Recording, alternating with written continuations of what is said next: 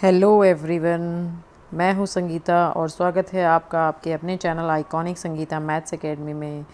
तो चलिए देख लेते हैं आज हम क्या करेंगे। तो इससे पहले हम लोगों ने क्वेश्चन नंबर 1 से लेके 15 तक मैं पार्ट 1 और पार्ट 2 में डाल चुकी हूँ। ठीक है, आज हम पार्ट 3 में क्या करेंगे, इसके आगे वाले क्वेश्चंस करने वाले हैं। ठीक है, तो चलिए स्टार्ट करते हैं कि हमारे आगे के क्वेश्चंस में क्या क्या है। तो देखिए नेक्स्ट क्वेश्चन हमारा 16 क्वेश्चन 15 तक हम कर चुके थे। नेक्स्ट क्वेश्चन है number of lines passing through 5 points such that no 3 of them are collinear is. मतलब ये कह रहे हैं कि आपको 5 पॉइंट्स दिए गए हैं, ठीक है, जिसमें से कोई भी 3 कोलिनियर नहीं है। मतलब 2 कोलिनियर हो सकते हैं, 3 कोलिनियर नहीं हैं। कोलिनियर समझते हैं ना, जैसे मान लिया आपको एक पॉइंट ये दिया है, एक पॉइंट ये दिया है और एक पॉइंट ये दिया है, तो ये एक ही लाइन में, मतलब इनसे एक स्ट्रेट लाइन हम ड्रॉ कर सकते हैं। ठीक है, तो इनको हम बोलते हैं कोलिनियर। तो अब इन्होंने बोला है कि अगर आपको 5 पॉइंट्स गिवन हैं जिसमें से no 3 of them are collinear, 3 को हमें कोलिनियर नहीं लेना, 2 हम कोलिनियर ले सकते हैं, तो उसमें से आप कितनी लाइन्स को पास करा सकते हो। ठीक है, तो देखिए इसके लिए आप क्या कर सकते हैं। सपोज़ आपने क्या करा, आपने पॉइंट्स ले लिए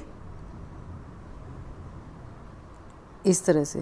ठीक है, इस तरह से पॉइंट्स ले लिए। सपोज 1 2 3 4 और ये 5 हो गए। अब देखिए इसमें से, आप देखिए इसमें कोई भी मैंने 3 पॉइंट्स ऐसे नहीं लिए जिससे हम एक सीधी सीधी लाइन ड्रॉ कर सकते हैं। तो देखिए इसमें हम कितनी लाइंस ड्रॉ कर सकते हैं, 1 2 3 4 5, ठीक है, 6 7 8 9 एंड 10। कितनी लाइंस ड्रॉ हो गई, 10। तो इट मीन्स इसका आंसर कितना हो जाएगा, 10 हो जाएगा। तो इस तरह से इसको आप कर सकते हैं। ठीक है, नेक्स्ट देखिए हमारा क्या है, द मिरर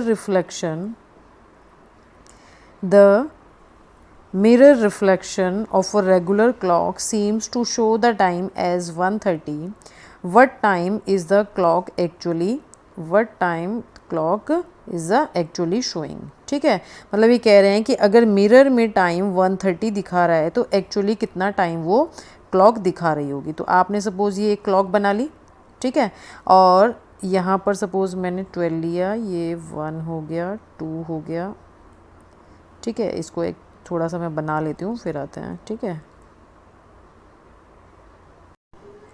तो देखिए मैंने वॉच बना दी है। अब ये कह रहे हैं कि अगर इस घड़ी में ये 1:30 दिखा रहा है तो, और मिरर रिफ्लेक्शन में वो हमें टाइम दिख रहा है, तो उस एक्चुअली टाइम कितना हो रहा होगा। तो देखिए 1:30 का मतलब क्या है कि ये 1 1 और ऐसे जा रही है ना। तो इट मीन्स अगर ये किसी चीज़ का रिफ्लेक्शन है तो इसका रिफ्लेक्शन, ये ओरिजिनल इधर की तरफ होगी ना सुई 11 पर, है ना, और 6 की तो 6 पर ही रहेगी। तो इट मीन्स ये क्या टाइम कर रहा होगा उस समय, 11:30। कितना टाइम हो रहा होगा, 11:30।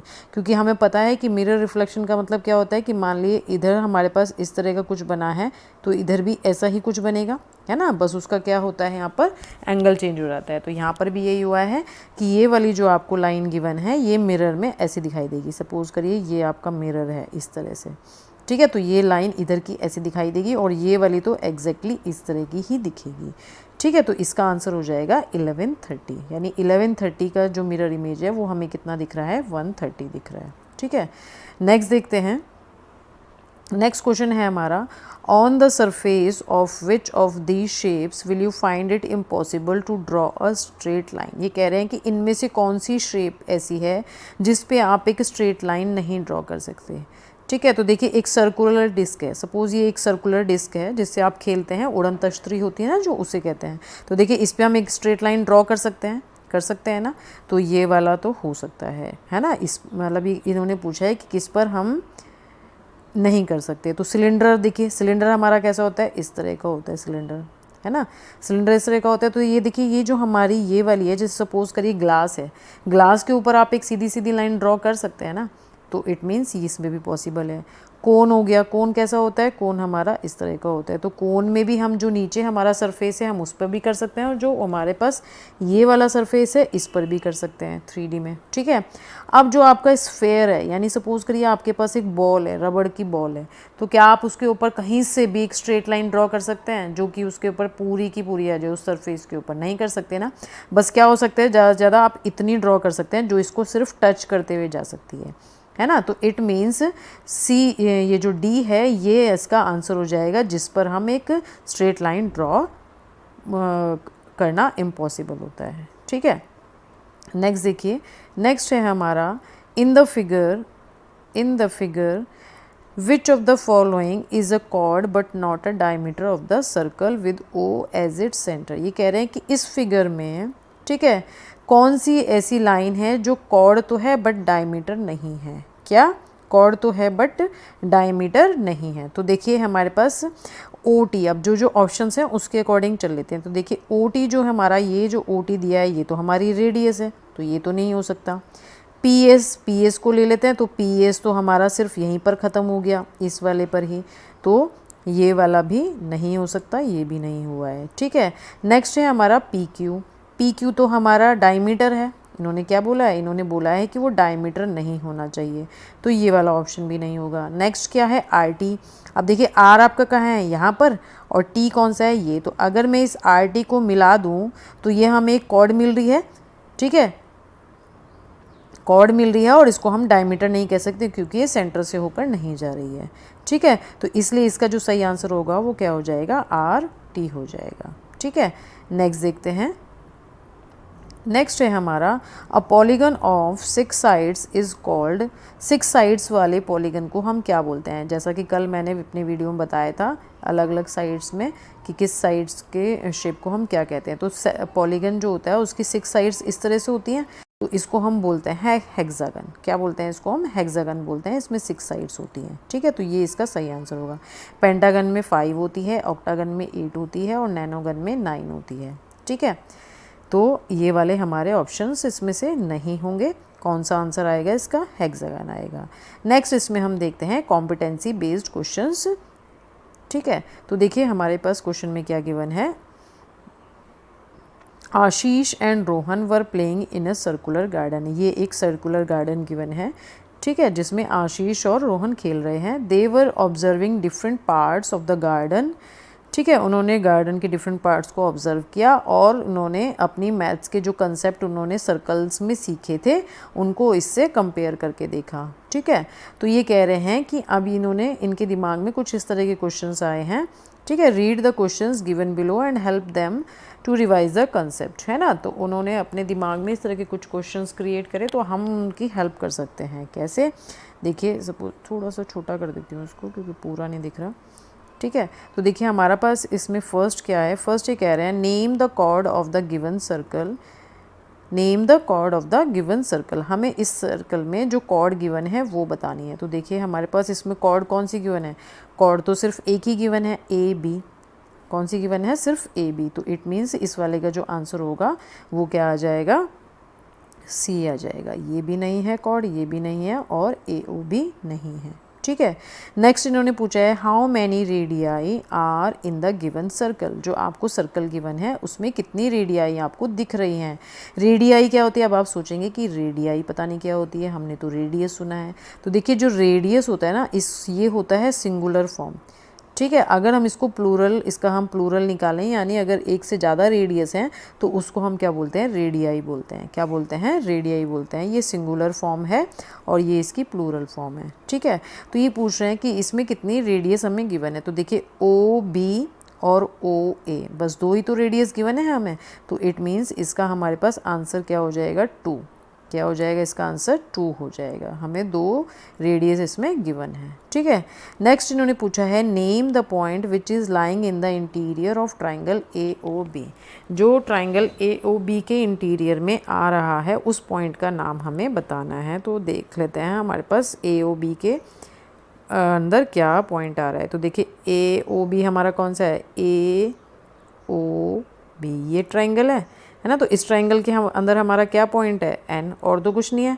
तो इट मीन्स हमारा जो आंसर होगा इस वाले का वो क्या हो जाएगा, एन हो जाएगा। क्या हो जाएगा इसका आंसर, एन हो जाएगा। ठीक है, नेक्स्ट है name the point which is lying in the exterior of triangle A O B. अब इन्होंने पूछा है, ये तो इन्होंने इसके अंदर पूछा था ए ओ बी के, अब ये कह रहे हैं कि ए ओ बी के बाहर जो पॉइंट है उस पॉइंट का नाम बताएं। तो ए ओ बी के बाहर जो पॉइंट है वो क्या है, बताइए। ए ओ बी के बाहर जो पॉइंट है वो क्या है, यहाँ पर देखिए हमें ये u गिवन है और एक हमें d गिवन है। तो चेक कर लेते हैं कि इसमें से वहाँ पे क्या क्या ऑप्शंस हमें दिए हैं। तो देखिए एक सेकेंड, डी तो हमारे पास यहाँ नहीं है ना। देखिए हमारे पास डी तो इसमें गिवन नहीं है, डी भी बाहर है ट्रायंगल ए ओ बी के, बट इसमें से ये वाला भी यहाँ नहीं है, ये भी नहीं है, ये भी नहीं है। कौन सा गिवन है, सिर्फ यू गिवन है। तो इट मीन्स आंसर कौन सा हो जाएगा, यू हो जाएगा। ठीक है। नेम नेक्स्ट है, name the point which is lying in the segment A T B. अब इन्होंने पूछा है कि उस पॉइंट को बताइए जो कि सेगमेंट ए टी बी में लाई कर रहा है। तो देखिए सेगमेंट ए टी बी कौन सा है हमारा, सेगमेंट किसे कहते हैं, मैंने आपको बताया था कि जब इस तरह से हम ये जो कॉर्ड है ये सर्कल को दो पार्ट्स में डिवाइड करता है, तो ये वाला जो हमारा पोर्शन है, ये जो मैंने शेडेड किया है, ये हमारा सेगमेंट होता है। तो अब ये कह रहे हैं कि ये जो ए टी बी सेगमेंट है, ए टी बी जो सेगमेंट है, इस पर पूछा है कि हाँ, इस पर हमारा कौन सा पॉइंट लाई कर रहा है। तो देखिए इस सेगमेंट में हमारा कौन सा पॉइंट लाई कर रहा है, बताइए। इस सेगमेंट में हमारा जो पॉइंट लाई कर रहा है वो क्या है, पी। देखिए लाई करने का मतलब उसकी बाउंड्री पे हो, ना तो इन्होंने इंटीरियर पूछा ना एक्सटीरियर पूछा, क्या पूछा, लाई। लाई का मतलब इसकी बाउंड्री, तो बाउंड्री पर तो कौन सा पॉइंट है, पी पॉइंट है। तो इट मीन्स इसका आंसर हो जाएगा क्या, पी हो जाएगा। एक सेकेंड, पी तो इन्होंने ऑप्शन ही नहीं दिया है, यहाँ पर देख लेते हैं क्या हो रहा है। A T B, A T B in the line segment, just a minute. तो देखिए आई थिंक इसमें ये क्वेश्चन कुछ मिसप्रिंटिंग है, या तो उसके ऑप्शंस कुछ गलत हैं, क्योंकि लाई का मतलब यही होता है कि उसकी बाउंड्री पर जो पॉइंट है वो हमें बताना है। तो यहाँ पर जो हमारे पास बाउंड्री पर पॉइंट है वो पॉइंट तो हमें सिर्फ पी ही गिवन है। ये जो हमारा ए टी बी है वो सिर्फ हमें टी ही गिवन है, सॉरी पी ही गिवन है इस ए टी बी में, है ना। तो इट मीन्स इसका जो ऑप्शन होना चाहिए यहाँ पर, एक ऑप्शन पी भी होना चाहिए। इन्होंने शायद मिसप्रिंटिंग हो गई है या कुछ हुआ है इसमें, ऑप्शन इसका आंसर होगा पी। ठीक है, तो आज हम इतना ही करते हैं, नेक्स्ट हम कल पढ़ेंगे इसके सब्जेक्टिव टाइप क्वेश्चंस। ठीक है, आज इतना ही करते हैं, पहले इतना प्रैक्टिस करिए, फिर हम आगे बढ़ेंगे और इसके सब्जेक्टिव टाइप के क्वेश्चंस करेंगे।